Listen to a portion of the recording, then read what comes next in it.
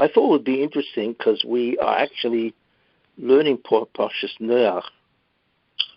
And I had spoken about that over time, but just to go over and really talk about the whole concept really of a Messianic light. What really all is that? And so on, And from Parshas Noach, you really begin to understand what is happening. The place to start is that what the Rebbeinu Shalom has done simply is to conceal reality. He allows a certain amount of reality to be seen or perceived, and the rest of it, most of it actually, is concealed. And ultimately speaking, he wants to reveal all of this reality. But the real idea is not even this.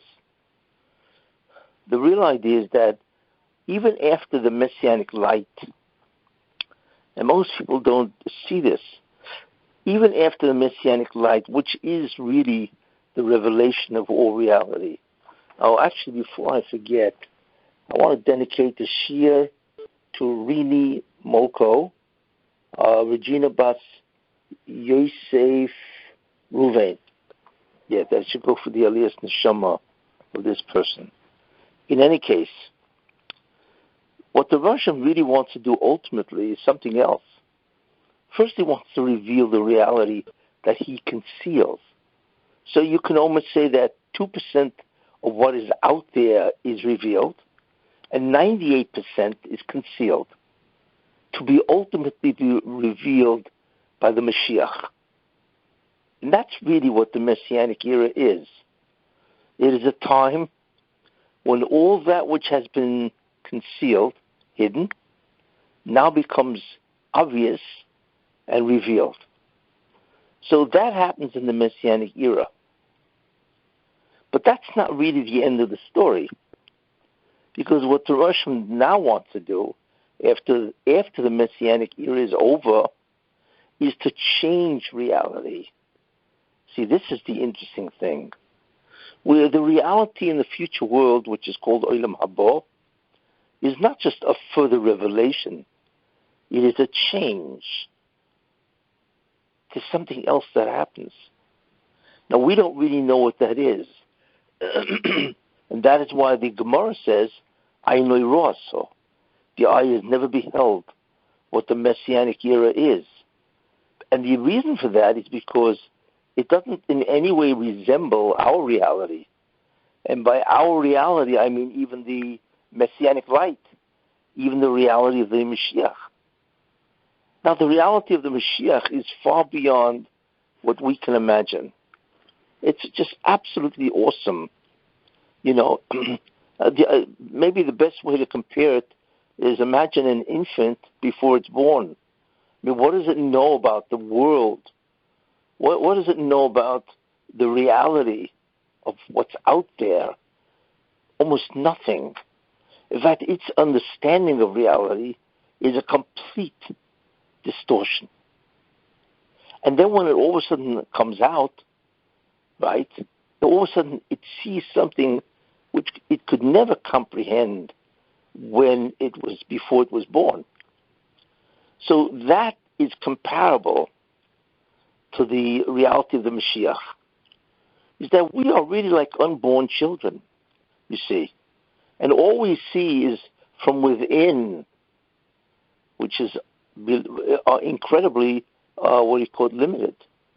And then all of a sudden, the Messianic era exposes a universe, a reality, which is so different that we cannot even begin to imagine it, you see.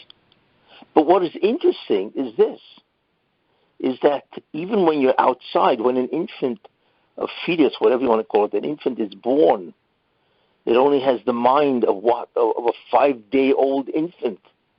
So it's true that it looks around, and obviously it's trying to figure out what in the world is going on, right? But the reality of an infant is infinitely less than the reality of an adult. and they're both looking at the same world. So you could compare that and say that the reality of us is this, as if we are really in the uterus. It's nothing, you see. And then when the Mashiach comes, there's a different reality, which is absolutely stunning. But that reality is the reality, or our perception of it, as an infinite, let's say, which is 5 days old. So it's true, it's a whole different dimension of looking and seeing. But it's when you think about it, it's incredibly immature. And then there's Olam Haba, which is the reality of an adult, you see. So when you think about it, these are the three stages, you see. There's the reality of Olam Hazeh, which is concealed. Then there's the reality of your Messianic era, which is revealed when the Mashiach comes. But that's not even the reality that the Rebbe wants to show us. He wants to show us a reality which we cannot even imagine. Not because it's a quantitative difference, because it's a qualitative difference. There are things that exist in that reality which do not exist at all now. So therefore, we really cannot imagine that. So we're looking at three different stages of growth, you see. And that is really the way to understand these ideas. Therefore, we understand now that the Messianic light, which is called the Or Mashiach, Messianic light, or Hagonus, the concealed light, right? Or the Or Rishon, or the first light, which was apparent in the first days of creation. All of this refers to the second stage, which is the Messianic light. All of it, you see. But what will be in the future in terms of Olam Haba, nobody knows. Nobody has ever had even an inkling of what will be. So this is a very interesting contrast to understand the different stages. Now, even the reality of what we're looking forward to, which is called the Messianic light, right? That will happen, obviously, when the Mashiach comes. And if we ask ourselves, what is that reality? Well, that reality is this. In fact, it's in the first pasuk, which I think I mentioned a long time ago. It says, and there was morning, and there was evening and morning, Yom Echad, one day. Now we know all the other days it says second day, third day, right? And those are called ordinal numbers because they declare order. But Yom Echad, one day, it's called a cardinal number. So the question is, why does the Torah refer to the first day as Yom Echad, one day? And Rashi attempts to answer that question. And he answers it by saying that on that day, Yom Echad, it was the day of one. Yom Shel Echad, the day of one. Because on that day, there were no conscious beings at all, because the angels, which are the intermediaries, they were created on the second day. Therefore, on the first day of creation, there was no sentient, there was no conscious being other than the Rabbi Shalom. But if you think about it, you can understand Yom Echad in a different way. What is that way? The Yom Echad, that means on that day, if you looked at the world, you could see how everything is connected to God. In other words, even though there are obviously trillions and trillions of different things that the Rebbe Hashem made, this world, galaxies and so on, but in some way, you saw that they all emanated from God. So that was called Yom Echad, the day of the one. And that light of the Yom Echad, or the ability to perceive the world, all of it, as all one because they all emerge or emanate from God, that is the Messianic light, you see. But the reality of Olam Haba is much greater than that, because that is a reality that you perceive in terms of all things, you see. But the reality, and you see how they're all connected, and they all emanate from God. And therefore, even though there are many things, you realize that there's really one thing that unites everything. But in Olam Haba, the reality is different. That reality is where you not only see or perceive, but you actually experience God in a way which we cannot comprehend. And the reality of experiencing God is completely different than the reality of knowing God. It's a whole different reality. And that is the basics of Olam Haba, you see. In any case, but at least the reality of seeing that everything is connected as one, okay, is the Messianic light. So that's what Yom Echad really is. Now, what God wanted is mankind in the 10 generations, you see, that he wanted them to rectify creation by observing the 7 Noahide laws. He wanted them to rectify creation. And as a result of that, right, in 10 generations, they would experience this Yom Echad. They would experience this Messianic light. So 10 generations from Adam bring this to Noach. Now, they failed, but it's much more than that. They failed. They had absorbed the opposite lesson, you see.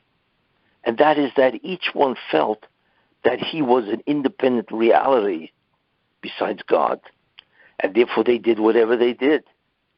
So what they did is not only did they not misaken or mitaken to rectify creation, what they did is they makalkel, they destroyed creation. Because as I said last week, that God gave the power of tzimtzum, that you could increase the restriction of God's presence. You can increase that. That means increasing the tzimtzum. Or you could diminish it. You could undo the tzimtzum. And all mankind had that ability, you see. It was only later that it was given only to Avraham Avinu. So therefore, what happened was, by the time the generation of Noach arrived, they had severely diminished the presence of God. In fact, it was so severely diminished that God decided to destroy the world. See, because the problem was, or I should say the situation was, is where God gave mankind total control.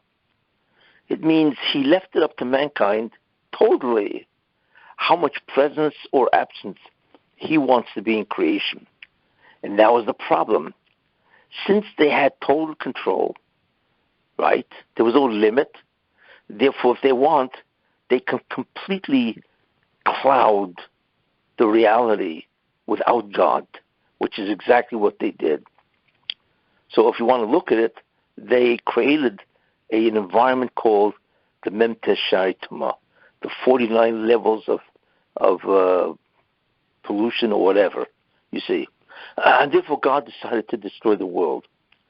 And we see in Parshas Noach that God said that I will no longer destroy the world, because what he really said is I'm going to limit the ability of mankind, or even the Jewish people, from throwing me out of the Bria. In other words, I'm going to limit their ability or their access to or their control of Tzimtzum. And that's what he did, you see. And that guarantees that the world will not be destroyed, because we no longer have 100% control, 100% of the status of the Shekhinah. We don't have that anymore. And that guarantees that the world will not be destroyed. And that's what he did. When God swore that he would never do this again, you see. So that's the guarantee. But the main idea is that because the creation, or the people, mankind, sinned terribly, so therefore the judgment was that mankind would be destroyed. But what would destroy mankind?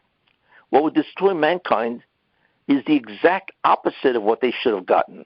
Since they should have gotten the Orishan, the Messianic light, because they would have done a tikkun in 10 generations to all the light of the 10 spheres, you see, and that would have allowed the light of the spheres to pervade the entire universe. So therefore what God did, as he said, since you denied the entry of the Orishan, then that Orishan will enter, but in a different form, in its physical analog form, which is water. So therefore what happened is that water destroyed them, because water is the analog of the Orishan. Water is the universal material, and the Orishan really is the universal understanding of all reality. So therefore the heavens poured forth, right, water, and also from the great abyss. So the waters came from two directions. The waters came from the sky, if you want to look at it that way, right? And the waters also came from the earth, you see, and therefore destroyed the earth. Now, why does the waters come from two directions? Because the idea is that the Orishan is really two directions, which we will see, okay? And that is that, what is the Orishan? It combines or unites or unifies all chokhmah, all knowledge, and it combines it or unites it, connects it with the spiritual knowledge and makes it as one. You know, in other words, when you see this, you understand that everything emanates from spirituality. But before you do that, you have to understand the entire structure of the physical universe. And then you see how that combines with the spiritual universe. So the waters from below is the physical universe. In the future, that's what's going to happen. That the knowledge of the physical universe will be exceedingly great. And therefore, that can, since now that is not known, that could be combined with the spiritual information or knowledge, and that is represented by the waters from above. So the Orishan is really two things in that sense.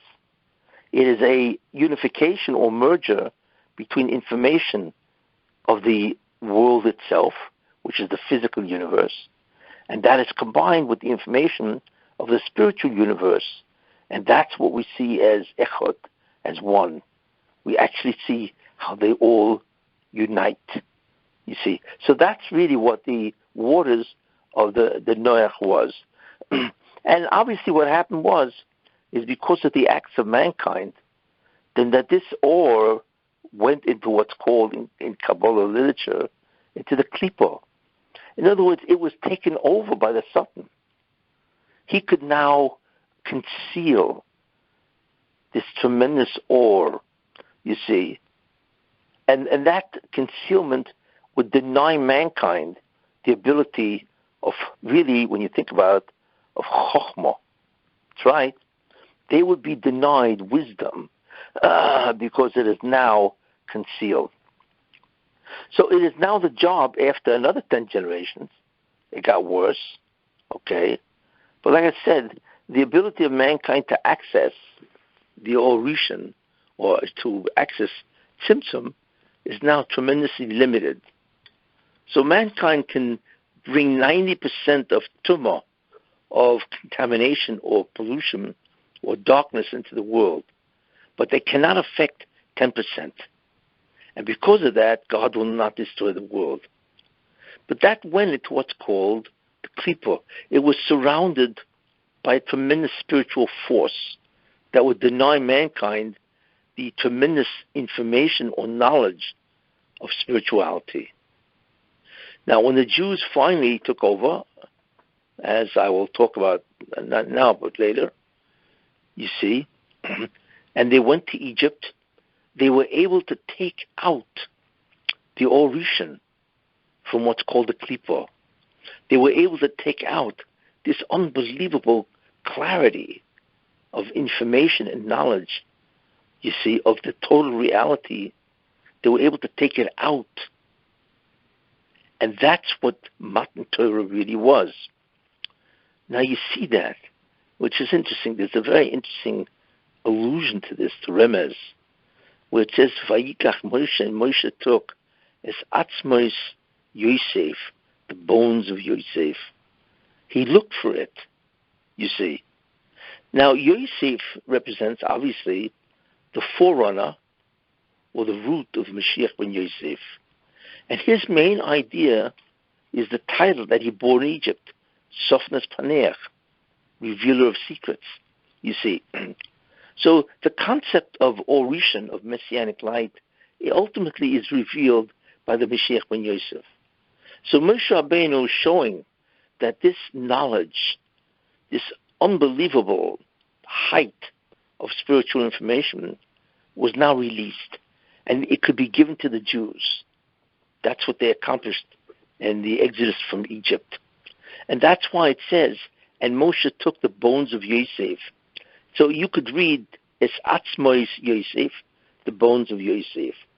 But you can also read it, because the Sefer Torah does not have punctuation, the Nekudis, and so on. You can also read it as Vayikach Moshe, and Moshe took Es Atzmut Yosef, the essence of Yosef, you see. And that's really what he took out of Egypt. You can call them the sparks of holiness, Nitzotze Kedusha, you see, but they all mean the same idea.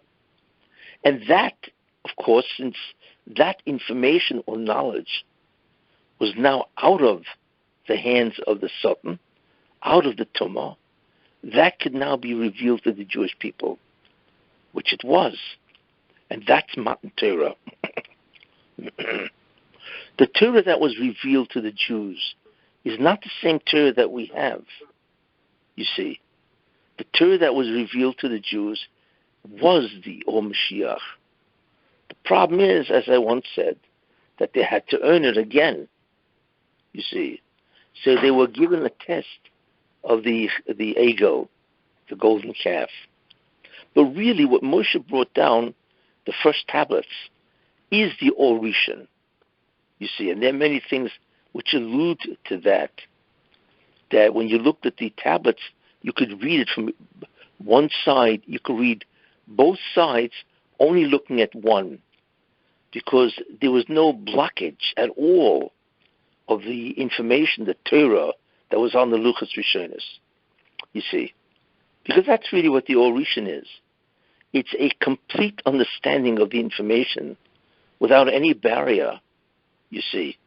And it's instant information with tremendous ease, no difficulty in understanding it. And that was the Luchas Rishonos. Because that's really what they should have gotten when they left Egypt, you see. The problem was, however, we know, is that they did the golden calf, which automatically meant that this type of Torah or knowledge of reality, the Messianic light, would go back into the Klippa. And that's why we know, that's why they built an Egel, you see. And an Egel, an ox, is the symbol of Yosef. So by building the golden calf, that meant, and worshipping it, that meant that the Orishan, the Messianic light, which is the light of the Mashiach ben Yosef, the symbol of Mashiach ben Yosef is obviously an ox. And therefore the idol that they made was an ox, a calf, a golden calf. And that went back into what's called the Klippa. That's why they made an ox, you see, because it indicated that the Orishan, the Messianic light, which they got, now went back into the darkness. Now Moshe Rabbeinu knew this, because the Rebbeinu Shem said to him, go down, you see, because they have corrupted themselves, the Jewish people. So Moshe Rabbeinu knew this, but he had a tremendous quandary problem, because what he really knew he really should do is give it back to God. Because if the Jews don't deserve the first tablets, the Luchos Rishonos, then what you do is give it back to God, obviously, you see. But Moshe Rabbeinu knew, he knew this, that God is not even asking for it. Because the Bershom doesn't really want it back. He wants the Jews to have it. But the problem is that Moshe Rabbeinu knew that even if God doesn't want it back, I can't give it to the Jewish people. Because the level of spirituality that these tablets will bring to anybody who learns them, who sees them, will destroy him. Because that's what happens. If a person is exposed to a level of Kedusha, holiness, much greater than he is, then he can die. Because his physical body cannot contain that type of holiness. So Moshe Rabbeinu had a tremendous problem. He knows God doesn't want it back, because he never asked for it back, you see. So what does Moshe Rabbeinu do? So he decided to destroy it, the tablets. So he threw it at the bottom of the mountain. Why? Because it would mean they would gather up the pieces, and the Gemara says that the pieces of the tablet are in the Menachem Be'oron. They are in the Oron itself, you see. And therefore, you really cannot learn the tablets because it's broken into 1,000 pieces, you see. So in one way, you can't learn it, you can't read it, because it is completely shattered. But since the pieces are on earth, right, they are in the Oron, therefore the Jews can absorb the aura, the ruchnius of those tablets. So that's a perfect compromise. They can't learn it and therefore be destroyed, but they can experience some aspect of that aura because it is among men, Jews, and it never went back to God. So Moshe Rabbeinu brilliantly solved the problem.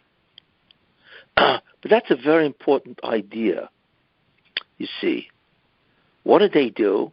They took all the pieces of the Luchos Rishonos and they put it in the Oron, you see.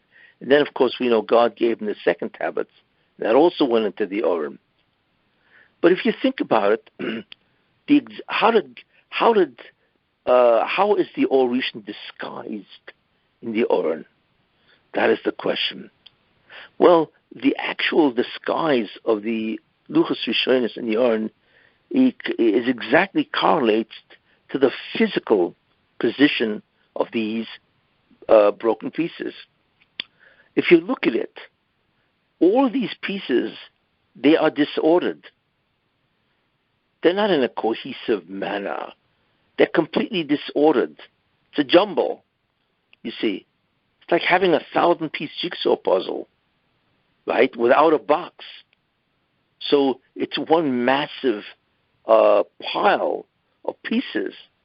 So you really can't learn much about that. So what prevents a person from studying this or the Luchos Rishonos, right, is the fact that it's a jigsaw puzzle. It's completely disorganized and disordered, you see. And that's the way they are concealed in order to protect the Jews. What is therefore very interesting is that that's exactly the form that Torah is in now. If you think about it, Torah is in many ways, it's a jigsaw puzzle, you know. I mean, if you learn it analytically, you can see different pieces of it, but really it's disorganized because the Torah we have today is in the Klippa, besides the Messianic light. The Torah itself is in the Klippa, which means that it is disorganized, shattered, to thousands of pieces, you see. And our job is to, in some way, reorder or figure out what the big picture is, you see, which is very interesting.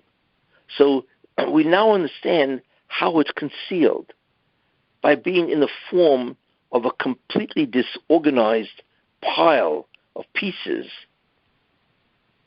That is how the Messianic light is concealed.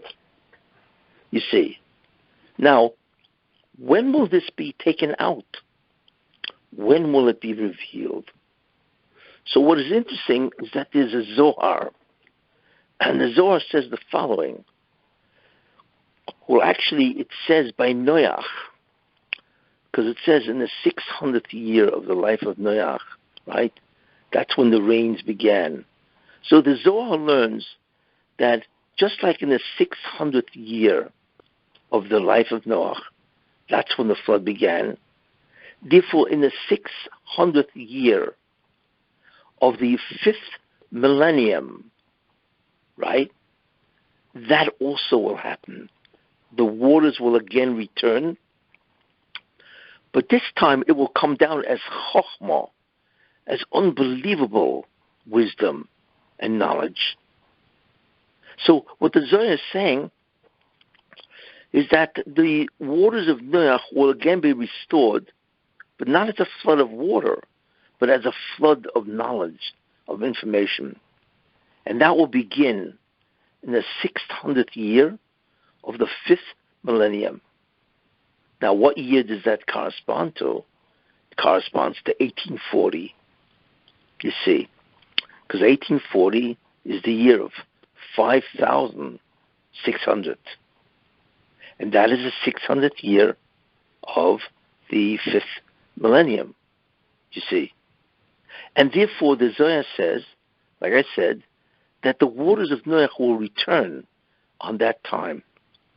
And there's a Koshnetz Magid. This is a very important idea, that if the Jews are Zoicha, if the Jews merit it because of the mitzvahs of the Jews, then we will get that ore. We will get the light, the knowledge of that Messianic light.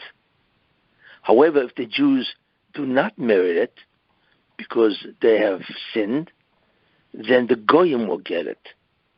And that's exactly what happened. The Goyim got it, not the Jews. How? Well, if you remember history, 1840 is really the beginning of the Industrial Revolution. In other words, mankind went away from an agricultural society and became a society of industry, factories, technology, and so on. You had many great scientists who lived then, you see. You had Michael Faraday and James Clerk Maxwell. I mean, the tremendous amount of discoveries were made in that year at that time, I should say. So that's the chokhmah that came. And that really is the beginning of the technological age, you see. What happened with the Jews? Basically, nothing. Although there was an interesting, idea, and that is there was a person who lived that did in many ways introduce that type of thinking, that type of analysis to restructure, to analyze, and that was Rabbi Chaim Brisker. That's really what the Brisker Derech is. It is a parallel to the Chokhmah of the Goyim. So they got science, they got the scientific method in which they are able to analyze physical universe with an entirely different approach than before. And what we got is also a method of analysis that was introduced by Rabbi Chaim Brisker, became known as the Brisker Derech, you see. And therefore, that became very popular because it had tremendous siyata d'shmaya, tremendous divine assistance, you see. And therefore, that's what we got, which obviously is not even in comparison in terms of the amount that was given. I mean, you look at the scientific revolution, you see, if you think about it, the entire world's knowledge advanced in a very slow way for thousands of years. And finally, after a certain time, it wasn't an arithmetic progression, it became what's called the geometric progression, where knowledge began to increase with substantial speed. Then after a while, it's no longer geometric. It's called exponential. That's what's happening today. The information that you are seeing in the world is exponential. You can't even believe what's happening. The amount of information out there now is beyond belief. I think it's said that the last time that anybody could know all human knowledge, I think, was in the 12th century. Today, you're lucky if you know information, knowledge about a specialty of a specialty of a specialty. That's how much information there is out there.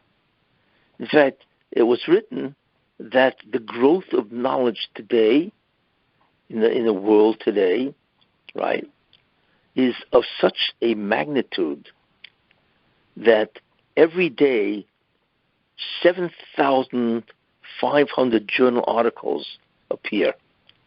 Do you imagine? Every day, all over the world, 7,500 articles appear.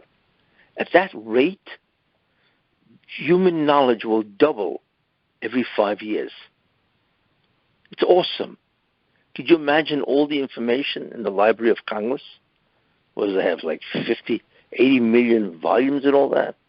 Could you imagine that doubling every 5 years? It's awesome. You see, why? What is this? This is the Orishim.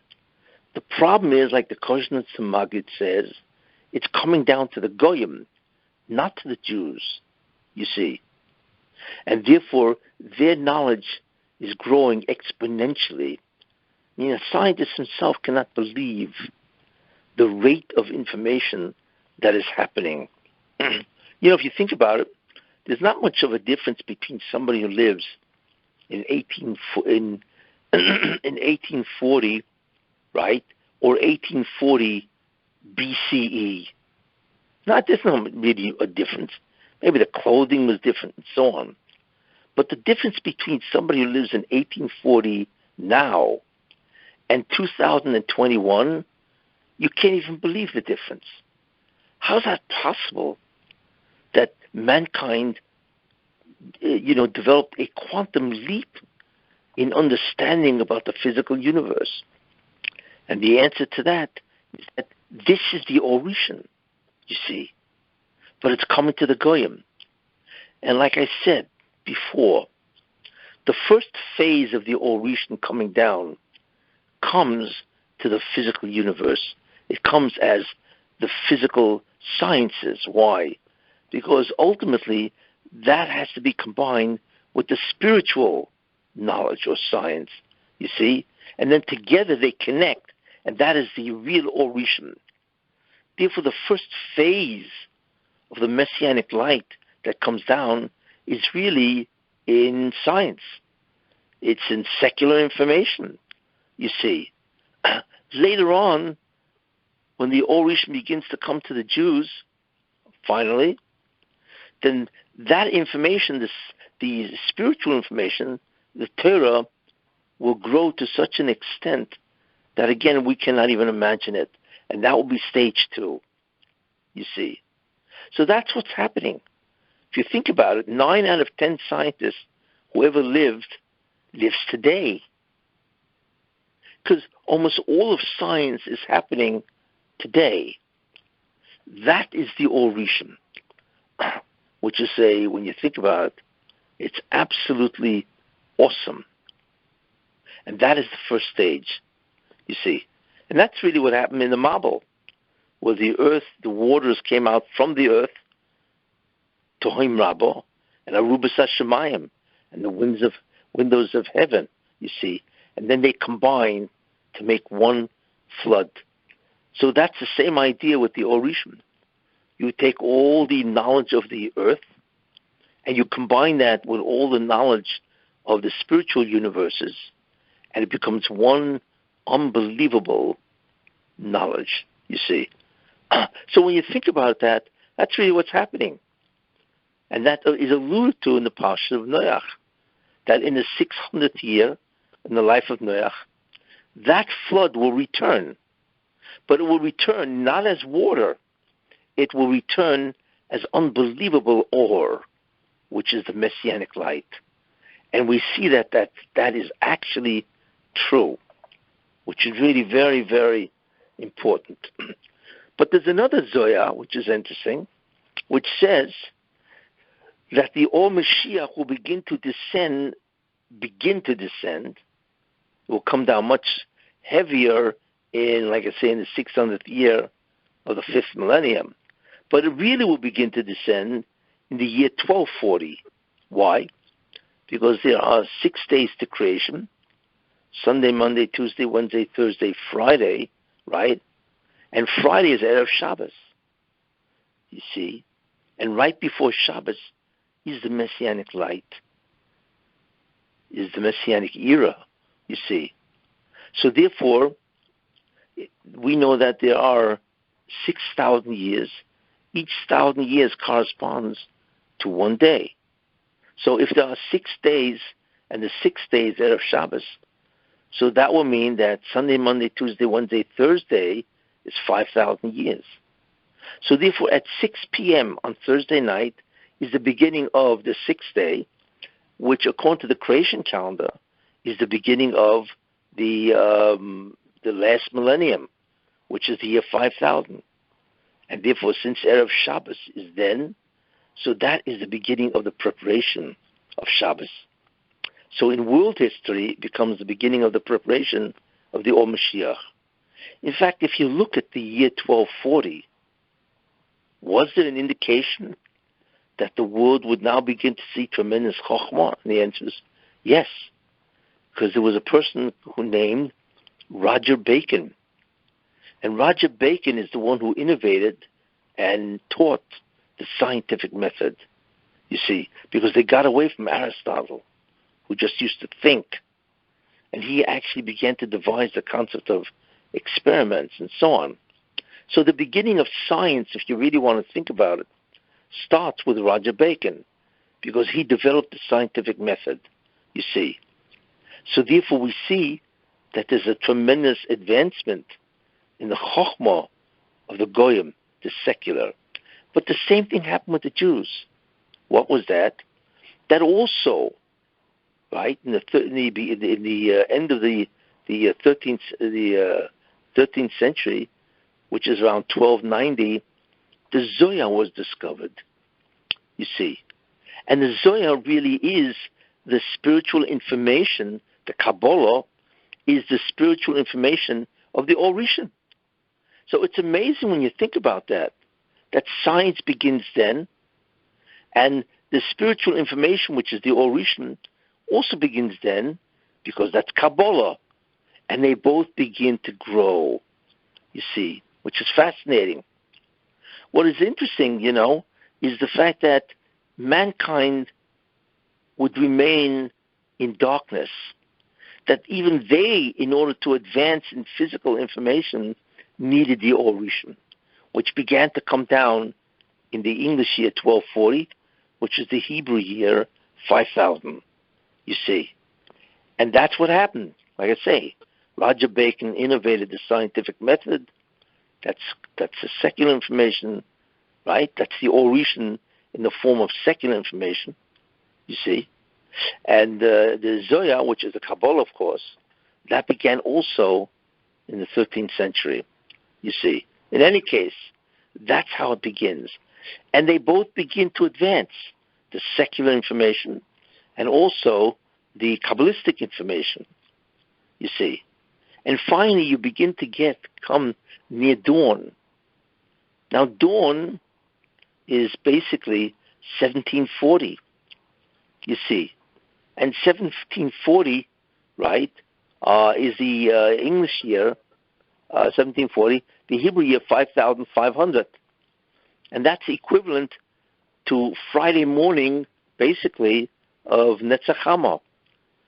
So therefore, that itself indicates or provides a tremendous push to increase the descent of the Orishim. How? Because right at that time, right shortly before 1740, you had probably considered one of the greatest scientists who ever lived, Sir Isaac Newton, you see. So he therefore advanced science to a tremendous degree. And we, of course, at that time, that's when the switch has to be made. And unfortunately, it really wasn't, as the Kozhnitz Maggid pointed out. And I believe the primary reason why it went to the Goyim and not to the Jews is because of the same concept as Khmelnytsky massacre, who destroyed more than one-third of Europe because of Lashon Hara. In fact, the Tosfos Yontif even says that the reason for the Khmelnytsky massacre that destroyed one-third of Europe is because everybody talks in shul. And of course, we know what they talk. It's all Lashon Hara. So that, in many ways, is what transferred the Or Rishon coming down, because it has to come down at that time. It transferred it to the Goyim and not to the Jews. And tragically, we are still without that because of the tremendous amount of sinas chinam, baseless hatred, and also Lashon Hara, you see. In any case, it is growing, but it's growing with the Goyim, you see. Because from the time of Newton until now, we cannot even begin to understand the amount of chokhmah that they have acquired. I mean, there are thousands and thousands of journals which promotes the frontier of knowledge. Can you imagine having that much information, like I said, on a daily basis? It's incredible. It would take you a lifetime just to go through a medical library, just to learn medicine would take you a lifetime. You see, that's how many books and journals there are just in medicine. And there are hundreds and hundreds of different fields, each one having their books and their journal articles, right, that is disclosing, basic advanced information, the frontiers of knowledge. So when you think about that, it's incredible to see the descent of the Or Rishon. Hopefully what will happen, of course, is finally it's going to switch over to the Jews. And therefore, there will be an unbelievable descent to the Jewish people, you see. But what's interesting is that this was all incremental. Even though God gave this knowledge to the Goyim, it can only be in an incremental way because he does not want to destroy them. You see, you cannot expose this type of information, in 1 year to people. They could never handle it. They would die from fright. So what God did is he spread out. Once he decided to give it to the Goyim, he spread it out over many years, actually over many centuries, so they can slowly acclimate themselves to this type of information. What's interesting is the same thing with the Jews, that once God finally does decide, he will give this knowledge to the Jews. But I believe it will be much quicker than what he did with the Goyim, because we've already been exposed to tremendous internal understandings of the physical world.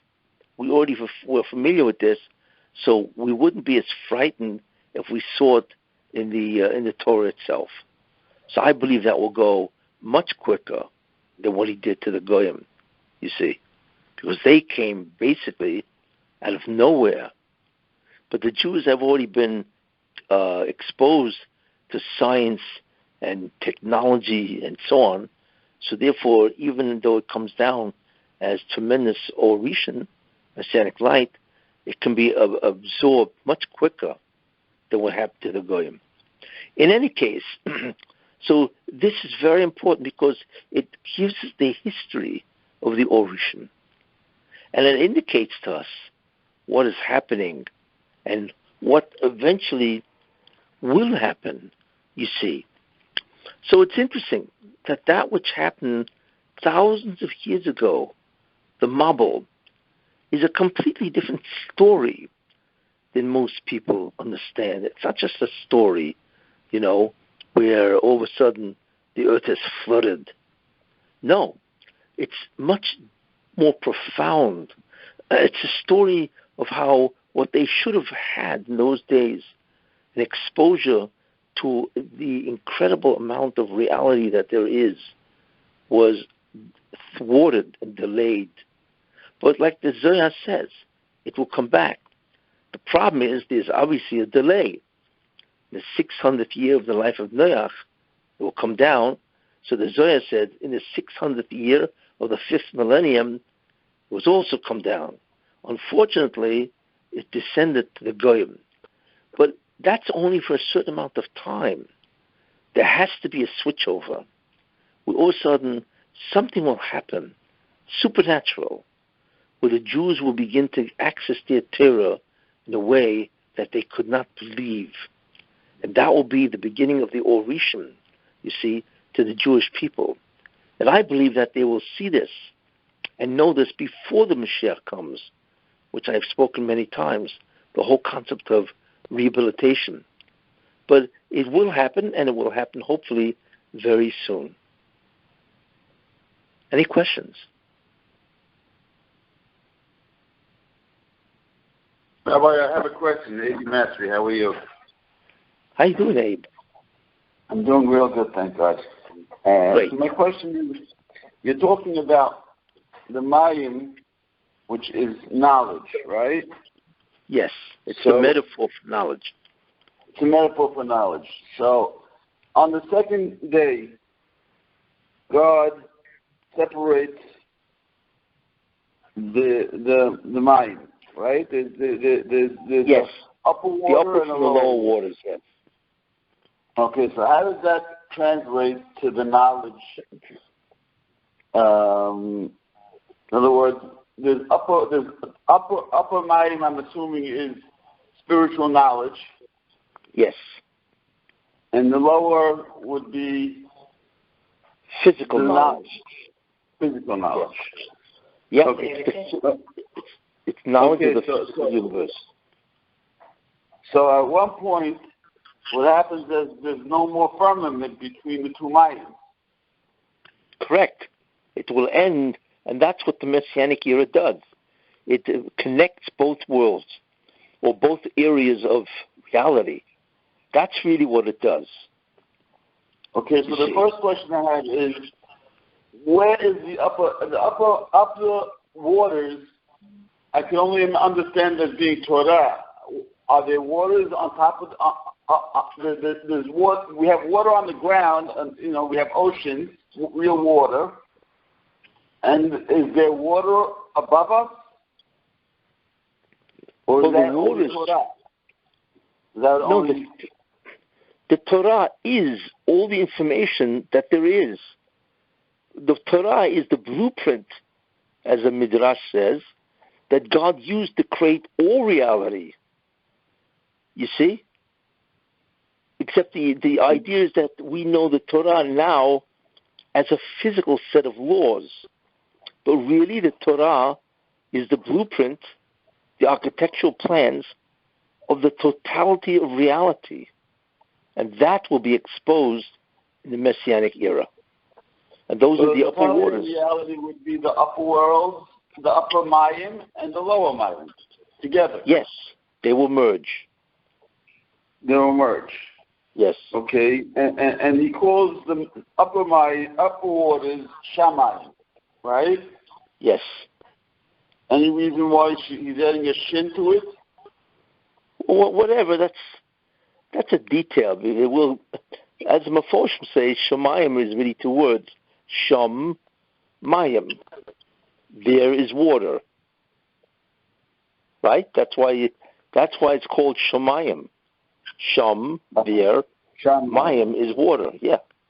But what I'm trying to say is that the water in heaven is a metaphor for the ruchnius, the whole spirituality of reality. And that is the Messianic light. And that will merge or connect with the lower knowledge, which is the knowledge of the entire physical universe. Science and nuclear and physics, chemistry, biology, all of that will be connected.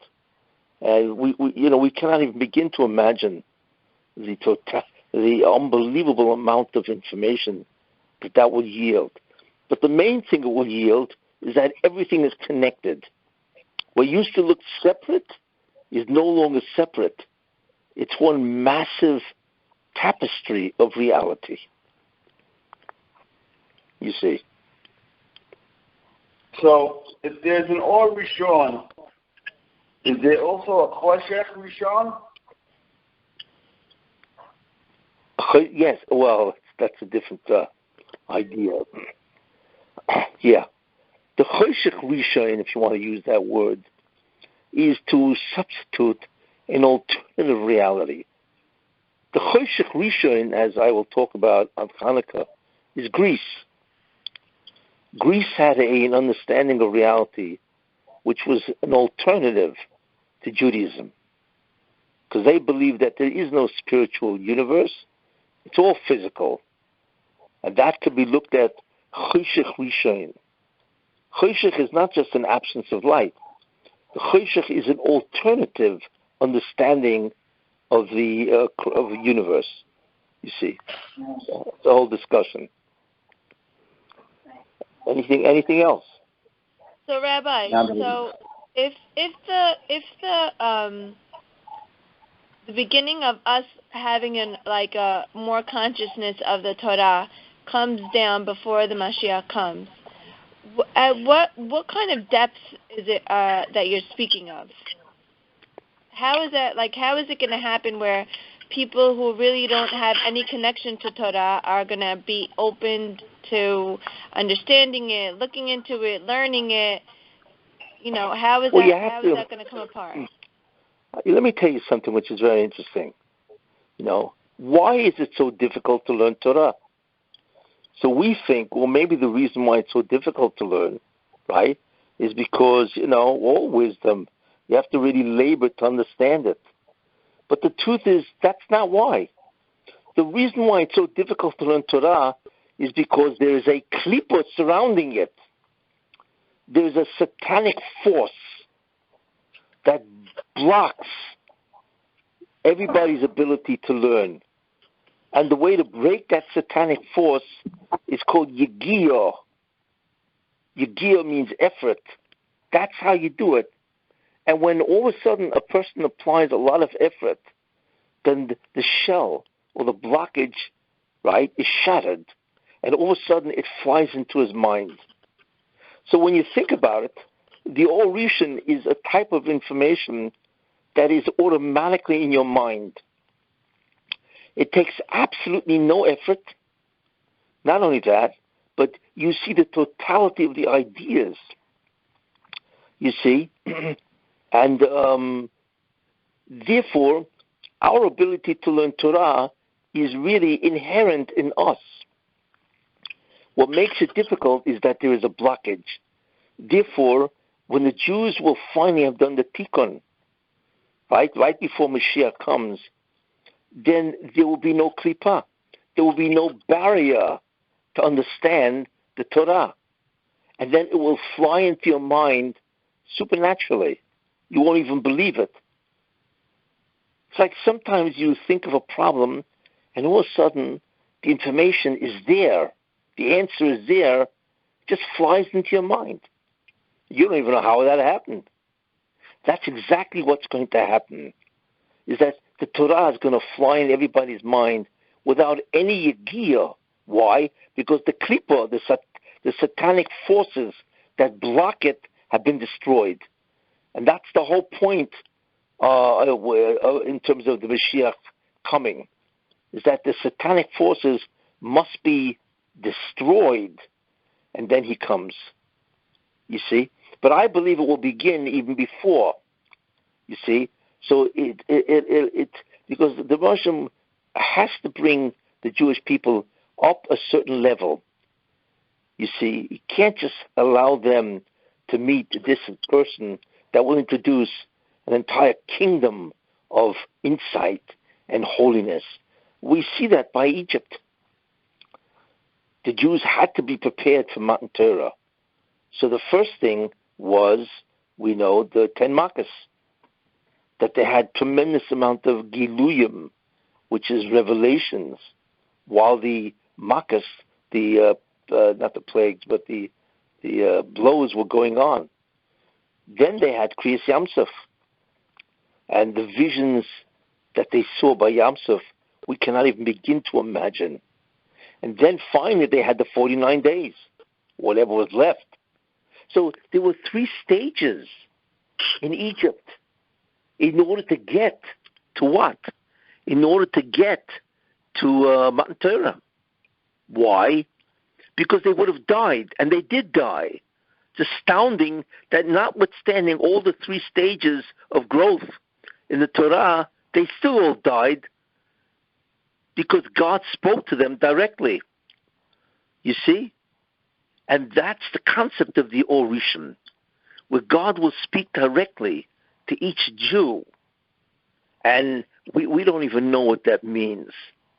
I'm telling you, it's like a fetus in the uterus that has no concept of reality other than that uterus. That is how limited we are. And that is how much the world will change. It's beyond our belief how much the world will change. So therefore, my answer to you is that it will be supernatural, but the real reason for that is because there's no more blockage, no more klipa. You see? So when that klipa of the Torah is removed, the Torah will revert to basically the first tablets where we would have had that ease of understanding? Correct, yeah. If we would have had the first tablets, then we would have had the Or Rishon, and it would be effortless to understand the Torah. You see, all of this tremendous amount of difficulty. In fact, there's an Ari that says that when a person is learning and he has a question, where does that question come from?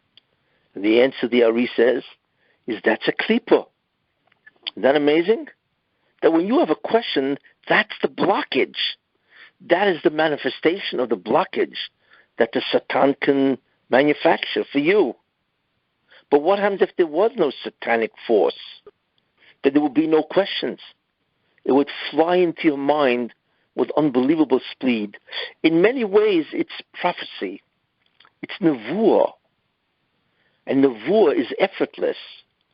In fact, in nevuah, in prophecy, you sit back, you're in a trance, and the information presents itself with incredible clarity, and the definition and so on, without any effort whatsoever. That's the way the information will present itself ultimately to all the Jews. So I have a question. So when you said that when Moshe threw the luchot down the mountain and it turned into 1,000 pieces and is disorganized and all over, disordered, isn't that basically like the Jews now, that we're all over the place, we're all over the world, we're all at different levels, we're all at different kinds, and it's basically we're not united as the luchot was? Yes. The essential mechanism, or I should say, the essential phenomenon that the Satan creates is called disunity. That's what he wants. It's called pirud, or separation. And that happens in many, many different spheres. It happens in learning, and it happens also in the achdus that Jews have with one another. That's why you find by Matan Torah, ki ish echov belev echod, as it says, which I once mentioned, that it says, Vayichan Shom Yisrael neged Oho, and Israel encamped by the mountain. So it should have said Vayachnu, and they encamped. Instead, it uses the singular verb. So Rashi points out that at Mount Sinai, Har Matan Torah, the Jews were incredibly united. Ki ish echod, they were as one person, belev echod, with one heart, you see. And the purpose of the Satan, and he knows, the essential strategy of the Satan is to disunite the Jewish people. And that's what you're saying. There's a tremendous amount of disunity, fragmentation, you see, of the Jewish people. That's his essential strategy. In fact, it's not only with the Jewish people, right? The Torah itself is fragmented. Our relationship with the Torah is fragmented. Everything is fragmented.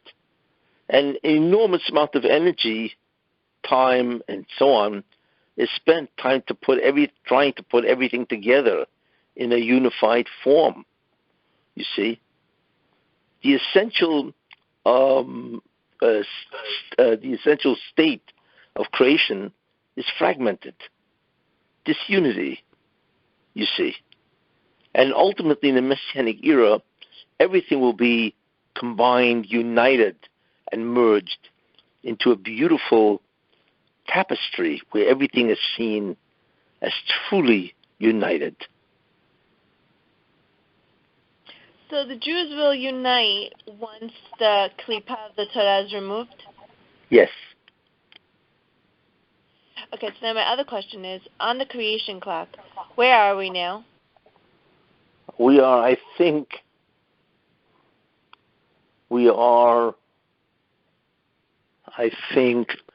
12:45 p.m. And if I remember correctly. Like, what time do we need to get to? Well, the interesting thing is that we've passed. The goal is to get to 12:30. Actually, the goal is Chatzos, which is 12 o'clock, right? But the problem is, when the sun is at noon, which is the meridian, right, you don't see the shadow because it's above head. But when the sun begins to go, right, it begins to head west, rises in the east and sets in the west, then you can begin to see a shadow form. So that's why it takes 6.5 hours to notice that the sun has crossed the meridian. So 12:30 is also when you can begin to daven Mincha Gedolah. You see. So therefore, we are past that. It says in the Novi, V'hoyu li'eis erev, and there will be evening, right? V'hoyu li'eis erev, yihiyeh or, and it will be at evening time, there will be light. That refers, by the way, to 6.5, and that's called Beinu Harbayim. Beinu Harbayim starts at 12:30 p.m., you see, and it says that there will be light. So we are really overdue, if you think about it. We are really overdue for the Mashiach. And I believe what we're really seeing, Chatzos, by the way, was 1990. It was September 1989. That was 12 o'clock noon, Chatzos. And if you recall, September 1989, a month later, the Berlin Wall collapsed. And that began the overthrow, or the beginning of the change of the nations of the world. And communism then also fell another year or two after that. But with the overthrow of the Berlin Wall, September of 1990, that began the beginning of the end. And since then, it's been going with tremendous speed. I mean, it's incredible. Every day, we see things happening that would have taken centuries, thousands of years ago to happen. Today, it's happening on a weekly basis, maybe even a daily basis. Because obviously what God is doing is He's rushing up things. He wants to end it all for many reasons. Chief among them, because the world is finished. That's why. They have now entered a certain period of darkness, which in many ways is irreversible. You know, and I refer that we are now back at the level of Noach and the corruption of the Mabul. You know, the whole concept I once mentioned, you know, the LGBTQ, you know, that corruption and the pursuit of physicality, the minimization of spirituality. There's so many bad things going on now, and so on. And therefore, it's irreversible. So, you know, all of this is coming to an end. You know. But that's where we're up to, 12:45 p.m. So we're 15 minutes overdue. Is there a specific time that, like, something's going to happen? Like, is there a time on the clock, like 1 o'clock, 2? Is there other times that are, like, definite something's going to happen, or we don't, or no? Well, we don't really know exactly, what will happen at different, hours of the day and so on, There are remuzim, because Adam was created at 12, the first man, and the Gemara in Sanhedrin goes through the different things that happened as the hours proceeded until he sinned at around 5 p.m. So there are allusions to perhaps different things. But the critical thing, obviously, is to begin the process, the Messianic process. And I see as the critical thing the rehabilitation of the Jewish people. That is, as far as I see, that is the critical idea, and that is indicated, that's the indication of the upward swing. It's no longer going down, it is now reversed, and the muzzle of the Jews is now going up, And at the same time, you'll see tremendous amount of darkness among the Goyim, which you're really seeing now anyway. So we are really in the thick of it. That's really what's happening. So like I say, we are in what's called overtime. Like I say, and that's why you're seeing the tremendous rapidity of world events. There's no longer time to wait, to take decades for things to happen. Things are happening 1, 2, 3. You see.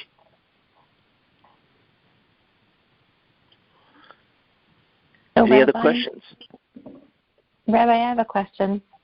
Yes. If right now people are so, like, the suffering is incredible, and some people don't even want to believe in God, and some people even want to give up. But I'm thinking, if the Malach taught us the whole Torah before we're born, is there a way that we can activate any of the power that you talked about last week and to help people to get through all this? It's really, really bleak. And what really is in our mind right now? Is there any bit of spark or something in our mind from the Malach that taught us the Torah?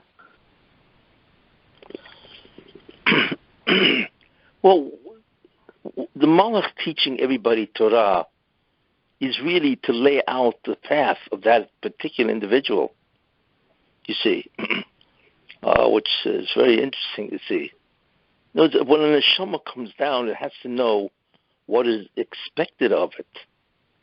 So when the Malach teaches it the Torah, what it's really doing is telling it, this is your path.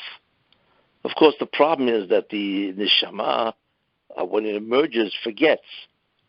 But intuitively, there is a sense of direction. And that's really, in many ways, what happens, and so on, I believe that the critical thing to have today is emunah.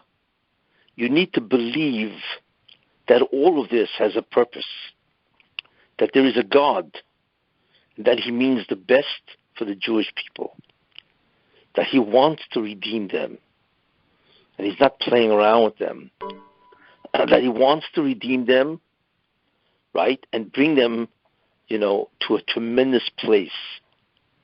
And like the Chazal say, when you learn the Mishnayot of Sotah and the Gemara Sanhedrin, like I once said a long time ago, the problem is that in order for this to be satisfied, justice has to be satisfied.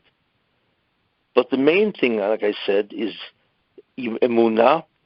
You have to just hold on to faith and bitachon and belief in God.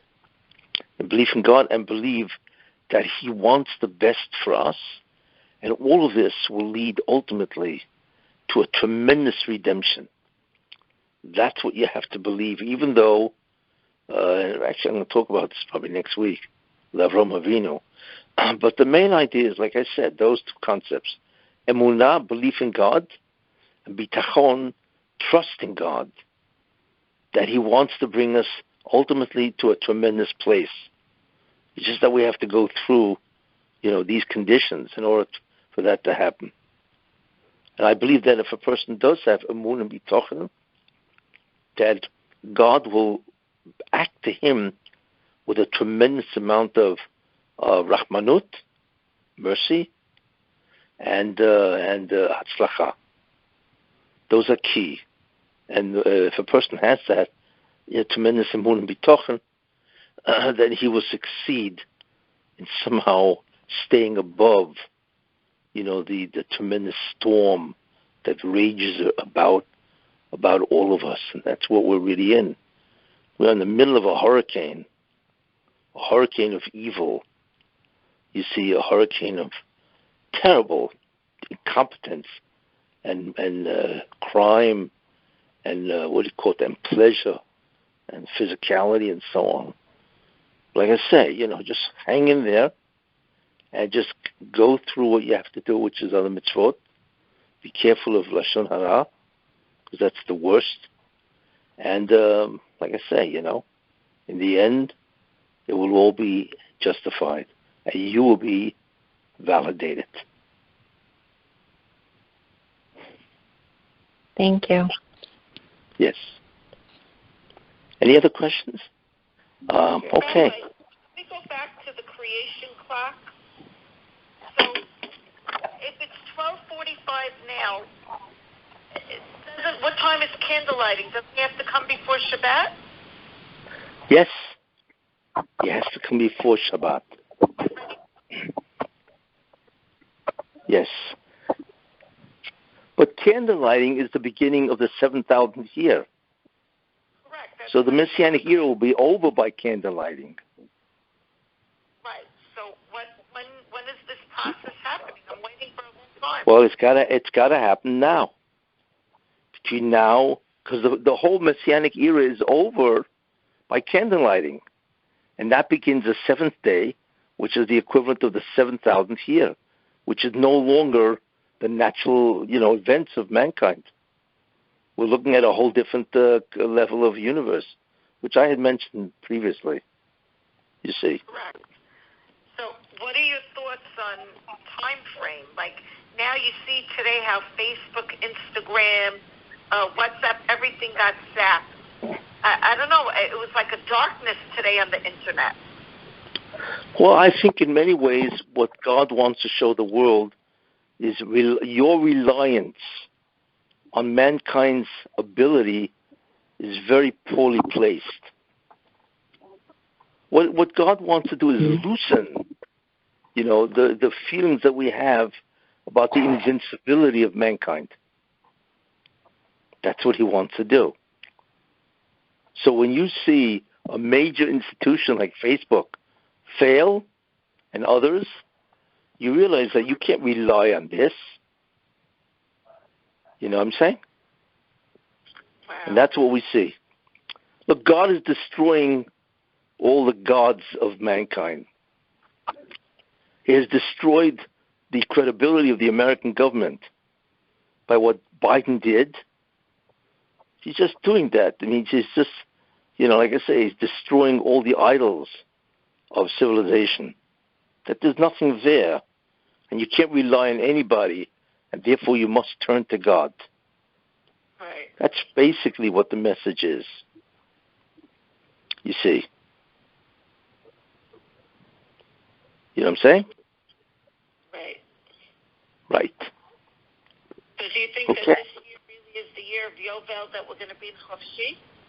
I'm certainly hopeful, yeah. I am certainly hopeful.